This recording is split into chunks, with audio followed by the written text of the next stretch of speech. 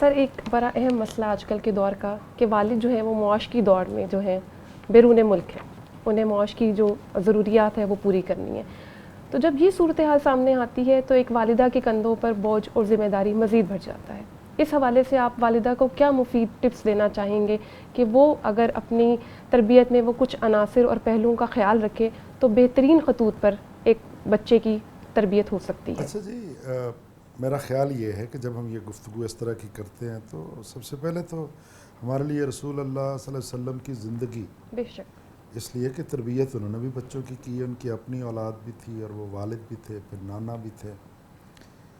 تو کس حد تک ان کا محبت کا، مودت کا اور رحمت کا تعلق تھا سیدنا حسن اور سیدنا حسین کے ساتھ، وہ ہمارے سامنے رضی اللہ تعالیٰ عنہ. تو کندھوں پہ بٹھا لیتے تھے، ان کے ساتھ کھیلتے تھے. تو یہ ایک پہلو ہے. اچھا، آپ نے جو خاص بات کی ہے کہ ماں کے لیے کیا ٹپس ہیں، تو دیکھیے ماں پر دوہری ذمہ داری، یہ بات بالکل ٹھیک ہے کہ ماں پر دوہری ذمہ داری ہے.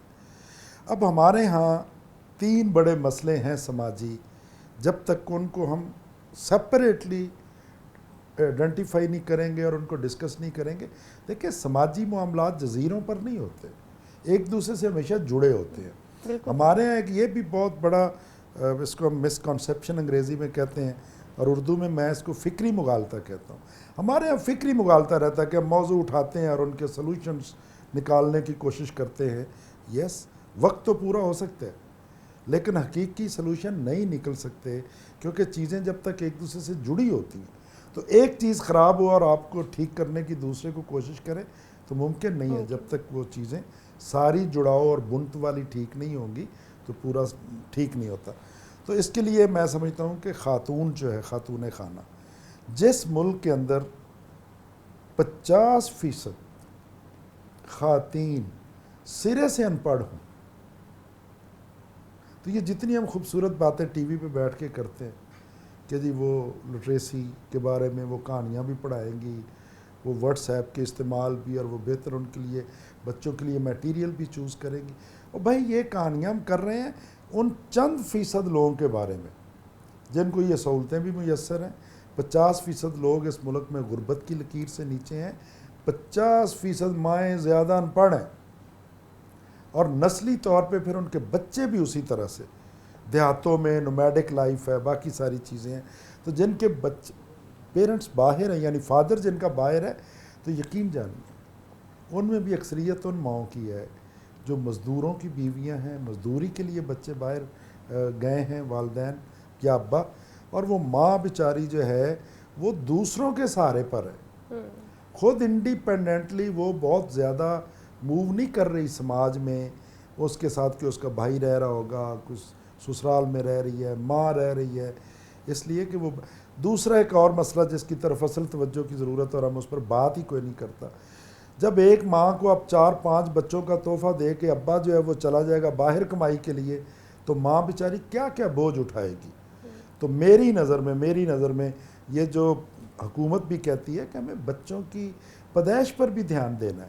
اچھا، اب یہ تو میں نے 2 باتیں کر دی ہیں کہ اس پر دھیان دینا ہے، اور اتنی بڑھتی آبادی کے ساتھ اور پوری ایمانداری سے تجزیہ کرے کہ یہ جو سائنسی بات میں کر رہا ہوں ڈیٹا بیسڈ، کہ ہم جن لوگوں کی گفتگو کر رہے ہیں یہ 3-4% ہے سماج میں، 10% سے زیادہ نہیں ہے. باقی 90% کو کوئی پوچھنے والا نہیں ہے اور ہماری گفتگو کا ان پر کوئی اثر بھی نہیں ہے، اور اس ٹی وی پروگرام کا بھی کوئی اثر نہیں ہے. ہمیں اس بات کو حقیقت پسندی کے ساتھ تجزیہ کرنا. اب ماں کر کیا سکتی ہے؟ ماں 3 کام کر لے تو میں سمجھتا ہوں کہ وہ بہت بڑے کام ہیں. پہلی بات کہ بچوں کو، اگر ابا باہر جاب کر رہا ہے تو ماں خود اگر چھوٹی موٹی جاب کرتی ہے تو تھوڑا سا بیچاری برداشت کر لے، وہ اپنی جاب کو چھوڑے، یہ پہلا کام کرے، اور بچوں کے ساتھ اپنا وقت زیادہ صرف کرے. دیکھیے کمپنی بذات خود ایک بہت بڑی طاقت ہے. آج ہم بیٹھے ہیں، اگر ہم یہ اکٹھا نہ ہوتے تو آج کی گفتگو ہی نہ ہو پاتی. تو جب بھی لوگ اکٹھا ہوتے ہیں تو اس میں سے پروڈکٹیوٹی جو ہے اس کا لازمی نتیجہ ہے. تو مائیں پہلے تو یہ کریں کہ اپنے بچوں کے ساتھ زیادہ وقت گزاریں. ہمارا ایک بہت بڑا مسئلہ ہے کہ ماں یا باپ یہ اچھا دوست نہیں بن پاتا اپنے بچوں کا. ماں اچھا دوست نہیں بن پاتی بیٹی کا، باپ بیٹے کا نہیں بن پاتا. تو اچھے دوست بنے.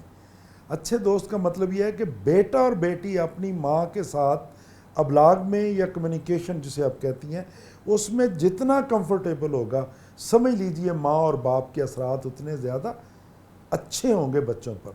ہماری زیادہ کمیونیکیشن اپنی سہیلیوں کے ساتھ ہوتی ہے, میلز کی اپنے دوستوں کے ساتھ ہوتی ہے, اور ابا اور اماں سے ہم ڈر رہے ہوتے ہیں جو ہمارے مسائل کا حل دینے والے ہیں, جو ہماری مشکلات کو محسوس کرنے والے ہیں.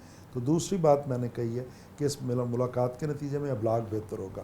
اور تیسری اور آخری بات کہ بچوں کے جو معاملات ہیں, اچھی مائیں اور اچھے باپ جو تھے وہ پہلے ان پر اس کو سینس بھی کرتے تھے اور ان پر ان کی نظر بھی ہوتی تھی. بچہ سامنے نہیں ہوتا تھا, لیکن جب گھر میں بچہ آتا تھا تو والدین اس بات کو فیل کرتے تھے کہ آج بچے کی زندگی میں کون سا مسئلہ ایسا آیا ہے جس کی وجہ سے اس کے چہرے پر, اس کے چہرے کے تاثرات, اس کی باڈی لینگویج, اس کو دیکھ کر والدین جو ہے بچے سے پوچھتے تھے اور ان سے جاننے کی کوشش کرتے تھے. بچے کئی دفعہ خوف اور ڈر کے مارے بہت سی چیزیں گھر بتاتے ہی نہیں ہیں. تو اس لیے تیسری بات یہ ہے کہ والدین جو ہیں وہ ماں جو اکیلی رہ گئی ہے وہ اپنے بچوں کو پوری طرح اس نظر سے دیکھے. لیکن یہ نظر تبھی ممکن ہوگی جب ماں خود تربیت یافتہ ہوگی. اچھا, ماں کو ہم نے لٹریچر دیا نہیں ہے. اچھا, صحابیات کا تذکرہ یقین جانیے سروے کر کے دیکھیے, پیغام ٹی وی سروے کرے, وہ 1% لوگ بھی عظیم صحابیات کا تذکرہ نہ کسی نے پڑھا نہ سنا. ہمارے علماء اتنی بڑی بڑی جمعے کے خطبے دیتے ہیں, اس میں خواتین صحابہ کا کتنا ذکر ہوتا ہے, نہ ہونے کے برابر ہے. ان کا رول ماڈل کے طور پہ وہ سامنے نہیں آئیں کبھی, نہ ہونے کے برابر ہے. ہمارے جو خطیبیں ہیں وہ خطیبات جو آگے خطبات دے رہی ہیں وہ کیا گفتگو کر رہی ہیں, اس میں بھی کبھی صحابیات کا ذکر نہیں ہے. تو خاتون صحابہ کا ذکر ہم نے اپنی تاریخ میں موجود ہے, مگر ہم نے اپنی زندگی سے ان کو نکال دیا. تو میں سمجھتا ہوں کہ حالات جسے آپ جدید کہہ رہے ہیں نا, وہ حالات انسان نہیں بدلا, نہ انسان کی فطرت بدلی ہے. انسان 1400 سال نہیں 4000 سال پرانا انسان اور آج کا انسان وہی انسان ہے, فطرت وہی ہے, صرف گیجٹس بدلیں. تو ان گیجٹس کے ساتھ ہم آہنگی نیچرل شخصیات کی ہوتی جاتی ہے, مگر اس کے لیے خود مضبوط شخصیت کا ہونا بہت ضروری ہے. جب ماں خود مضبوط شخصیت کی نہیں ہے تو پھر گفتگو سے اور باتوں سے تو نہیں. یاد رکھیے, رنگ ہمیشہ دوسرے پر عمل سے چڑھتا ہے, گفتگو سے نہیں چڑھتا. انبیاء سے بہتر گفتگو کوئی نہیں کر سکتے تھے, ان سے بہتر مبلغ کوئی نہیں تھا, لیکن اللہ نے ان کے عمل کو دلیل بنایا کہ وہ عمل کے اور کردار کے اتنے بڑے پیکر تھے کہ لوگ ان کو امین اور صادق کہتے تھے ان کے اعلان نبوت سے پہلے. تو اگر ابا جھوٹا ہے, ماں چیٹر ہے, تو پھر بچے سے یہ توقع کرتے رہیں کہ ماں کیا کرے. اگر ماں نے میٹرک میں بھی نقل کی, ایف اے میں بھی کی, بی اے میں بھی کی, اور یونیورسٹی میں پڑھتے ہوئے بھی کی, چیٹ کرتی رہی ہے, تو چیٹر ماں کے بچے سے کیا ہم توقع کریں گے. تو یہ تو ایک بڑا دردناک پہلو ہے, لیکن ہم چونکہ اچھی چیزوں کو دیکھنا چاہتے ہیں تو شاید ہماری گفتگو پھر اسی موضوع پر رہتی ہے. وگرنہ ہم تو آنے والی نسلوں کو یقین مانیے موضوع تو یہ ہونا چاہیے تھا کہ یہ ماں اور باپ برباد کیسے کر رہے ہیں, اور ہم ڈیلیبریٹلی برباد کر رہے ہیں. باپ بھی برباد کر رہا ہے اور ماں بھی برباد کر رہی ہے, ہم تو ادھر کو چلے ہوئے ہیں.